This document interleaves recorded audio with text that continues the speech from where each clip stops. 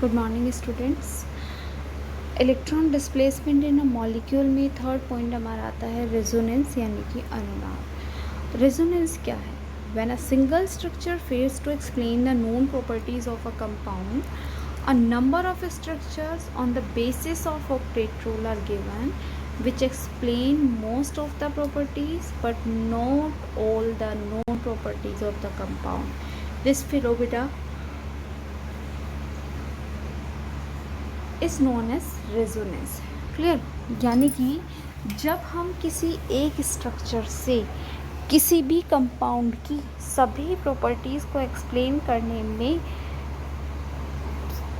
Fail होते हैं या एक्सप्लेन नहीं कर पाते, तब हम उसकी एक से ज़्यादा संरचनाएं ड्रॉ करते हैं जिसमें जो ऑक्टेट रूल है वो सभी में फॉलो होता है, ठीक है, या जिसमें नंबर ऑफ इलेक्ट्रॉन सब में इक्वल रहेंगे। इस फिनोमिना को हम बोलते हैं रेजोनेंस।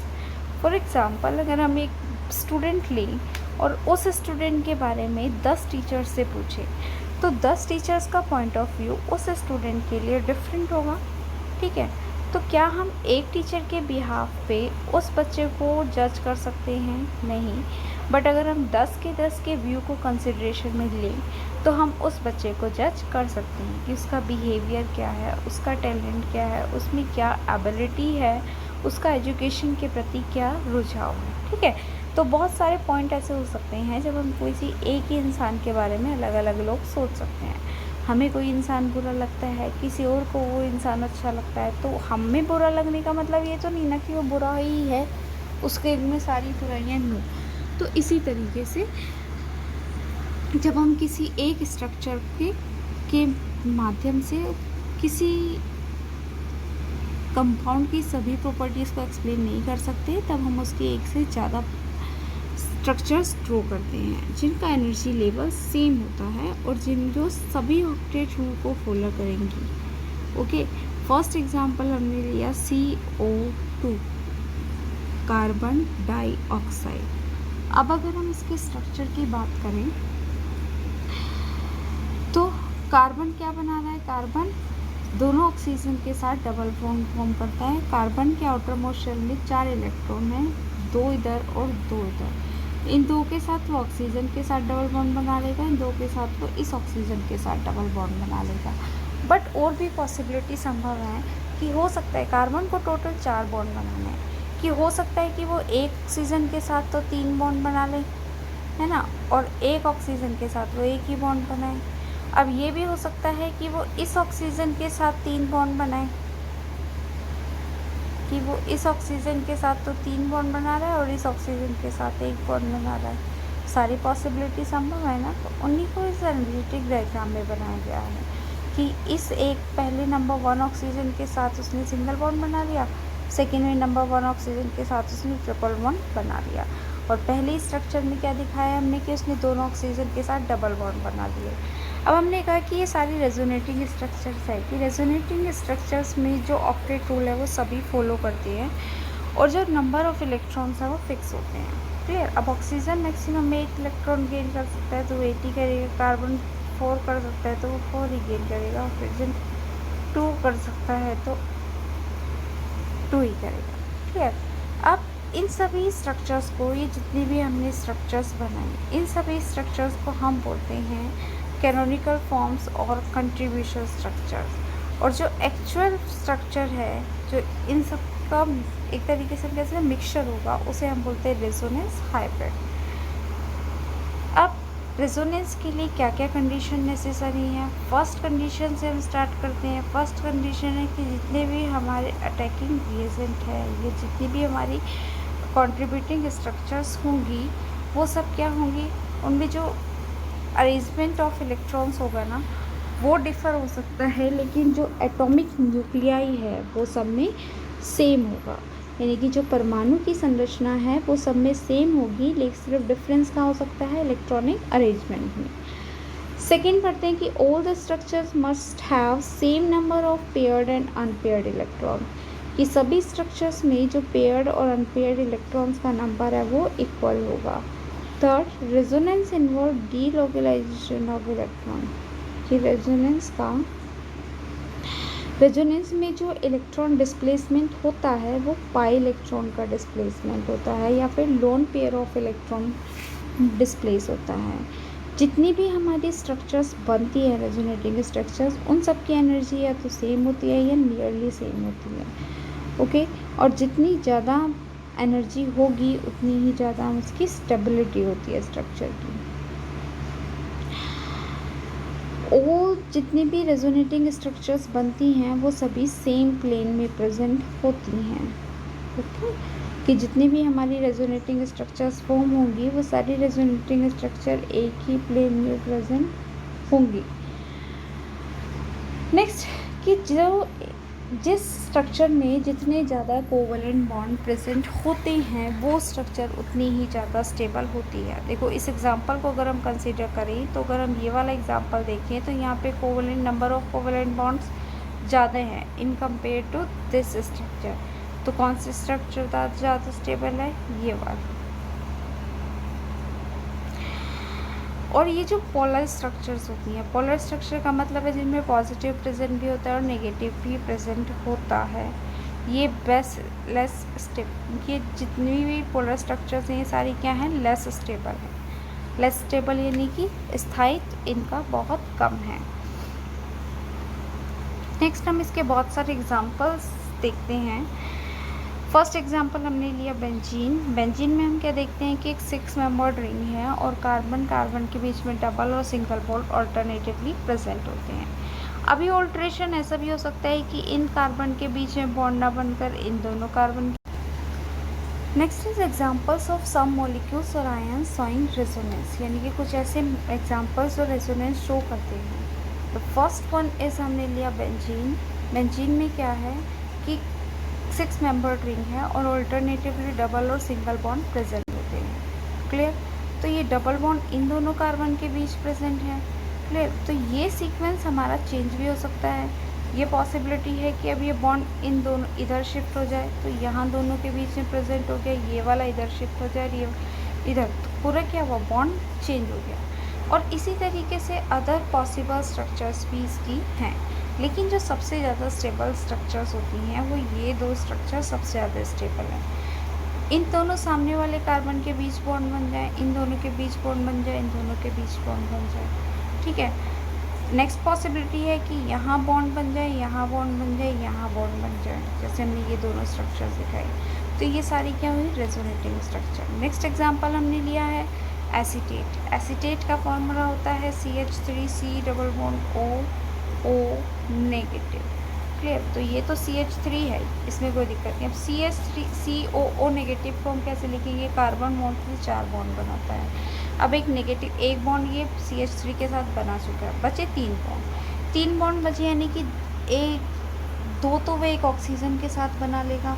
अब दूसरे ऑक्सीजन के लिए उसके पास सिर्फ एक इलेक्ट्रॉन बचे, यानी कि एक बॉन्ड वो नेक्स्ट ऑक्सीजन के साथ बनाएगा, और जब वो एक ऑक्सीजन के साथ केवल एक बॉन्ड बनाएगा तो उस पर नेगेटिव साइन आएगा। ओके, ये तो हुई स्ट्रक्चर। अब रेजोनेंस कैसे शो करता है? रेजोनेंस इस तरीके से शो करता है कि जो नेगेटिव साइन है ये डीलोकलाइज्ड होगा, ये इधर आएगा। जब ये नेगेटिव साइन इधर आएगा तो यहाँ पर एक बॉन्ड फॉर्म होगा, जिसकी वजह से कार्बन की वैलेंसी बढ़ेगी। कार्बन खुद को स्टेबल करने के लिए इस बॉन्ड को आगे शिफ्ट कर देगा इस तरीके से।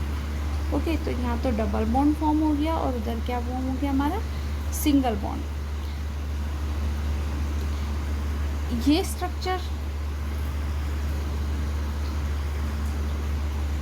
नेक्स्ट। ठीक है, तो 2 रेजोनेटिंग स्ट्रक्चर बन गई।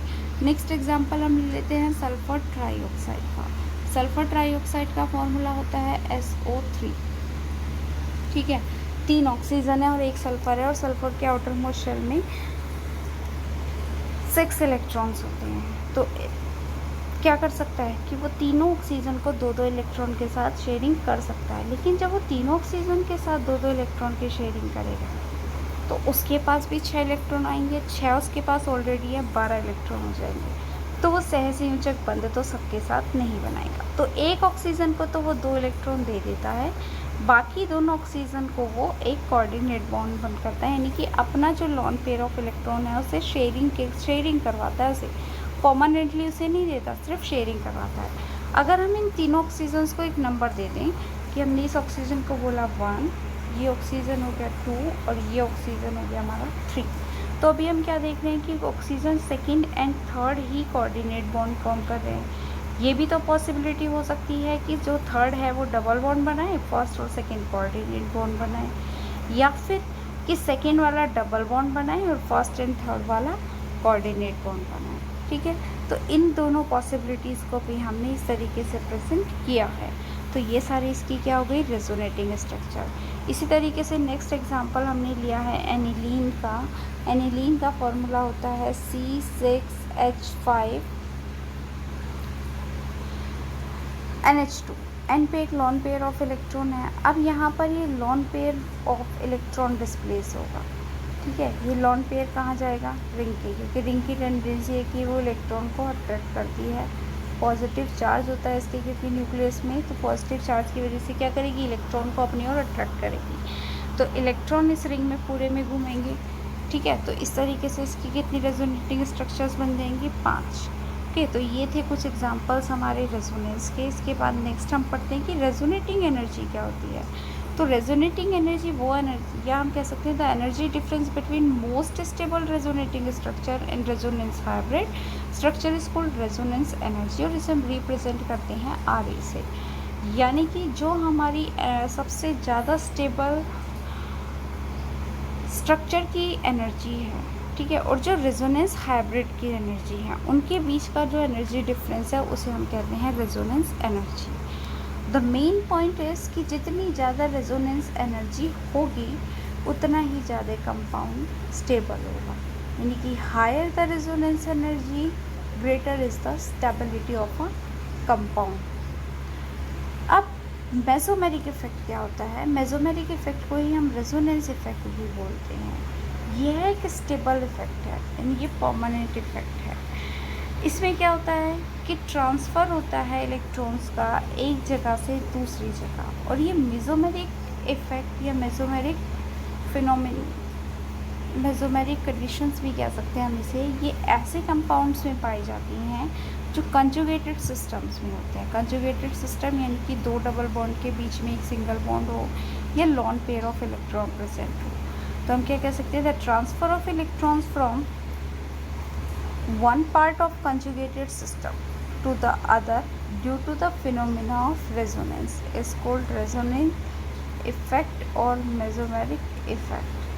ओके, तो ये भी 2 तरह का होता है, माइनस और प्लस। माइनस रेजोनेटिंग इफेक्ट या minus mesomeric effect and positive mesomeric effect. Negative mesomeric effect हम उसे कहते हैं कि जब हमारे इलेक्ट्रॉन का जो ट्रांसफ़र है वो अटैक मॉलिक्यूल्स की ओर ही होता है। समझ आया कि जो हमारे इलेक्ट्रॉन का ट्रांसफ़र है वो एटम और ग्रुप के ओर ही शिफ्ट हो रहा है। ये देखो, ये हमारा क्या है, एटम या ग्रुप है कोई भी जो एक्स्ट्रा से जुड़ा हुआ है, और इलेक्ट्रॉन जो शिफ्ट हो रहे हैं क्योंकि मोर इलेक्ट्रोनेगेटिव है, इसने इस बॉन्ड के इलेक्ट्रॉन्स को अपनी ओर अट्रैक्ट किया, इसकी वैलेंसी कम रह गई तो इसने इसको अपनी ओर अट्रैक्ट किया।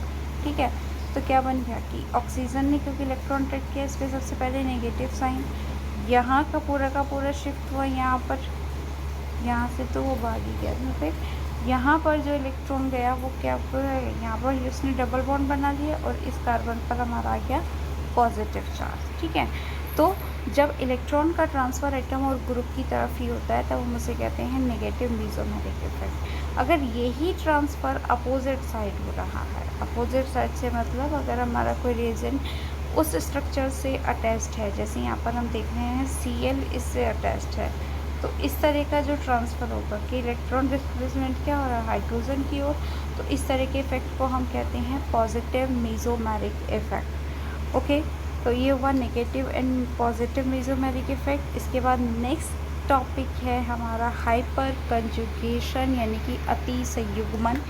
इसी को हम नो बॉन्ड रेजोनेंस भी बोलते हैं, क्योंकि रेजोनेंस में हम क्या दिखा रहे थे कि इलेक्ट्रॉन ट्रांसफ़र हो रहा है पर बॉन्ड बना हुआ है, लेकिन यहाँ पर इलेक्ट्रॉन डिस्प्लेस होगा लेकिन बॉन्ड नहीं दिखाई देगा, यानी कि बॉन्ड भी डिसअपियर हो जाएगा।